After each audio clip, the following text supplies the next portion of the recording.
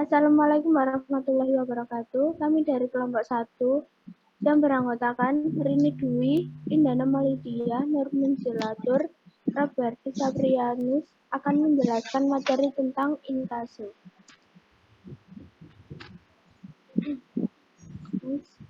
Yang pertama, jenis-jenis inkasu.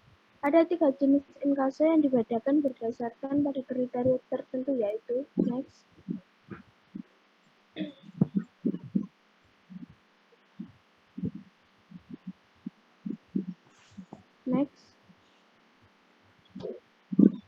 Yang pertama, dilihat dari jenis inkasu dapat dibedakan menjadi 1.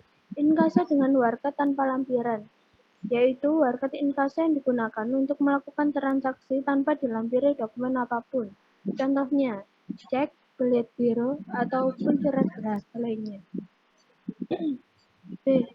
Yang kedua, inkasu dengan warkat lampiran, yaitu amanat inkasu harus dilampiri dokumen-dokumen pendukung. Contohnya, kwitansi, faktur, polis asuransi, atau surat-surat lain yang disetujui oleh bank.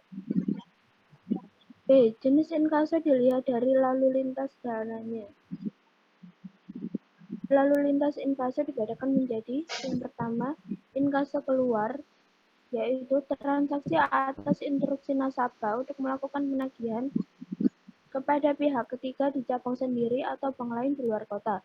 Transaksi ini dibayarkan atau dikreditkan ke rekening si pemberi amanat di bank pemeriksa setelah inkasu berhasil. Yang kedua, inkasu masuk adalah tagihan masuk atas beban rekening nasabah sendiri dan hasilnya dikirimkan ke cabang pemrakarsa untuk keuntungan pihak ketiga. C. Jenis inkasu dilihat dari mekanisme pelaksanaannya. Dilihat dari mekanisme pelaksanaannya, inkasu dibedakan menjadi yang pertama, inkasu melalui bank lain, yaitu transaksi yang dilaksanakan terhadap pihak ketiga nasabah bank lain di luar kota.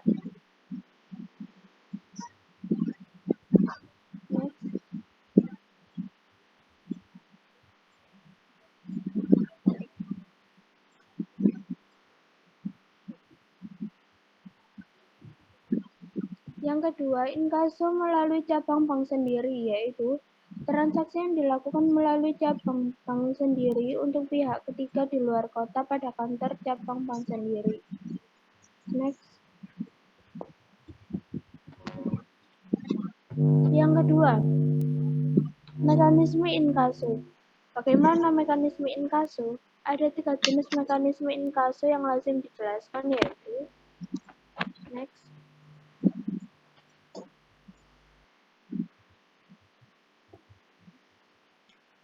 A. Mekanisme inkasu via kantor bank sendiri.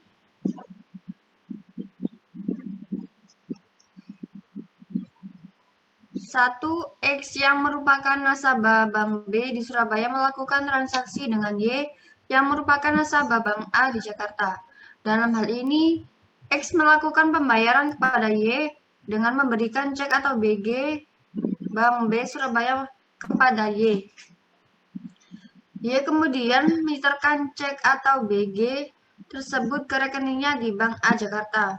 Bank A yang mempunyai kantor di Surabaya mengirimkan cek atau BG tersebut via ekspedisi ke kantor cabangnya di Surabaya.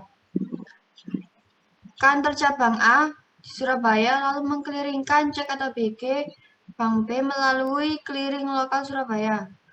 Bank B Surabaya dasi atas warkatnya tersebut. Jika warkat valid dan dana mencukupi, maka Bank B akan mendebit rekening nasabah X.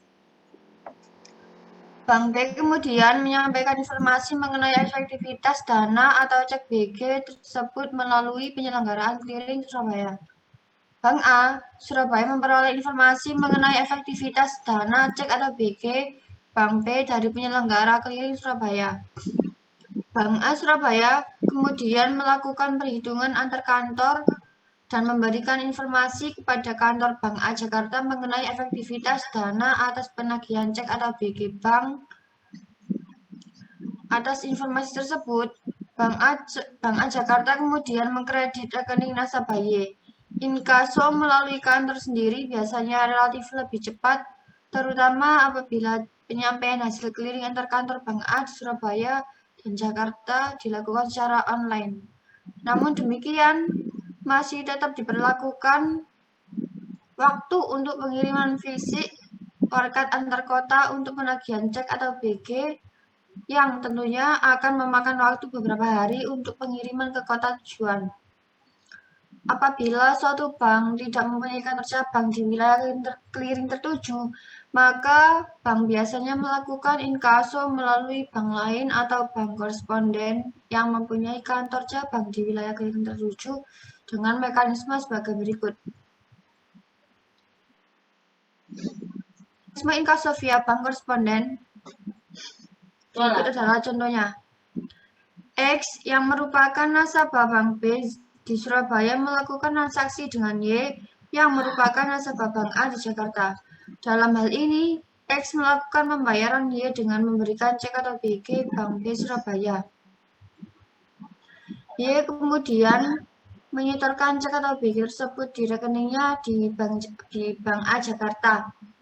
Bank A yang tidak mempunyai kantor Surabaya akan menginkasokan cek BG tersebut melalui Bank C yang di Jakarta yang mempunyai kantor cabang di Surabaya. Bank C Jakarta kemudian mengirimkan cek atau BG via ekspedisi ke kantor cabangnya di Surabaya. Kantor cabang C di Surabaya lalu mengirimkan warkat Bank B melalui clearing lokal Surabaya. Bank B Surabaya melakukan validasi atas warkatnya tersebut.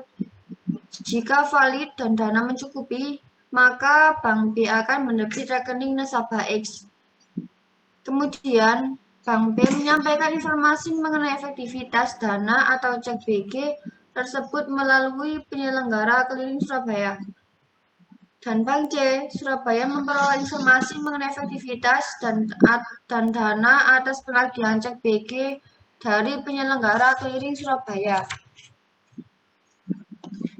Bank C Surabaya kemudian melakukan perhitungan antar kantor dan memberikan informasi kepada kantor Bank C Jakarta mengenai efektivitas dana atas penagihan cek BG Bank B. Jakarta kemudian menyampaikan informasi mengenai efektivitas dana cek BG kepada Bank A dan Bank A kemudian akan melakukan pengkreditan ke rekening nasabah Y. Dalam mekanisme ini, status Bank C bisa sebagai bank koresponden atau non-koresponden.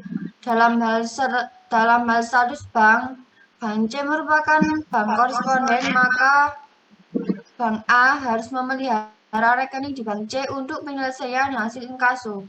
Penagihan cek atau BG melalui inkaso seperti ini relatif lebih lama bila dibandingkan dengan mekanisme yang pertama. Terlebih apalagi bank penerus bukan merupakan bank koresponden dan tidak terkait suatu service level agreement tertentu. Di samping itu, biaya bagi nasabah juga relatif lebih tinggi sebab selain biaya yang dikenakan Bank A, nasabah juga akan dikenai biaya penerusan oleh Bank C yang besarnya seringkali dipotong langsung dari cek atau BG yang diinkasokan. Inkaso melalui cabang bank sendiri yaitu inkaso yang dilakukan melalui cabang bank sendiri untuk pihak ketiga di luar kota pada kantor cabang bank sendiri. Kemudian C. Mekanisme inkaso bila dilakukan antar cabang bank sendiri.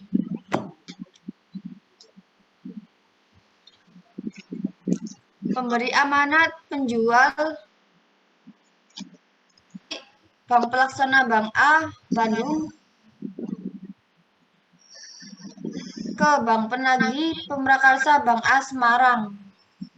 Kemudian, amanat tersebut ditagih kepada pembebanan penarikan kepada yang memberi amanat dan akan dikonfirmasi kepada penagih. Selanjutnya akan dilanjutkan oleh teman saya.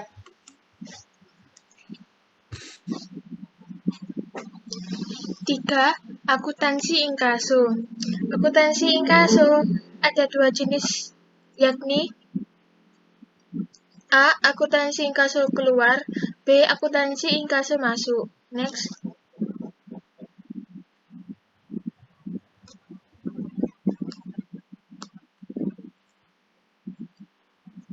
A. Akuntansi inkaso keluar adalah transaksi atas instruksi nasabah untuk melakukan penagihan kepada pihak ketiga di cabang bank sendiri atau bank lain di luar kota. Transaksi ini dibayarkan atau dikreditkan ke rekening si pemberi amanat di bank pemrakarsa setelah inkaso berhasil. Berikut adalah contoh soal. Pada tanggal 10 Mei 2017, Bank A Semarang menerima amanat warkat inkaso setoran cek atau BG Bank A Bandung dari Saudara Amir untuk diinkasokan kepada Bank A Bandung beban Saudara Ali sebesar 100 juta rupiah. Pencatatan pada rekening administratif sebagai berikut. Pada tanggal 10 bulan Mei 2017, rekening kredit warkat inkaso disetor dan ditagihkan masuk ke akun kredit. Pencatatan dengan ayat jurnal tunggal posisi kredit sebab transaksi ini sifatnya bersyarat dan bila berhasil akan menimbulkan kewajiban bank pemrakarsa untuk menyerahkan atau mengkreditkan rekening pemberi amanat. Next.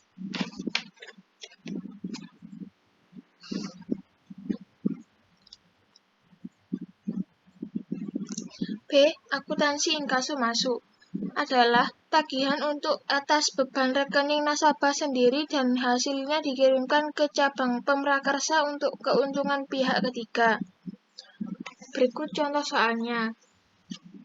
Contoh soal ini kelanjutan dari contoh akuntansi inkaso keluar, bahwa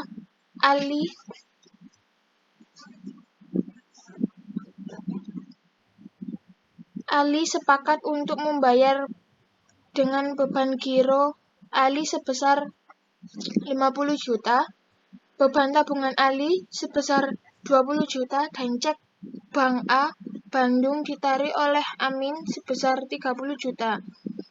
Maka pencatatan di Bank A Bandung adalah pada tanggal 10 Mei 2017, rekening DR Giro Ali masuk ke akun debit sebesar 50 juta, DR tabungan Ali masuk ke akun debit sebesar 20 juta, DR Giro Amin masuk ke akun debit sebesar 30 juta, dan kredit rak cabang Semarang masuk ke akun kredit sebesar 100 juta. 100 juta ini didapatkan dari 50 juta ditambah 20 juta ditambah 30. Next.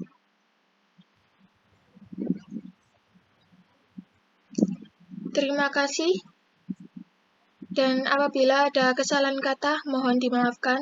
Wassalamualaikum warahmatullahi wabarakatuh.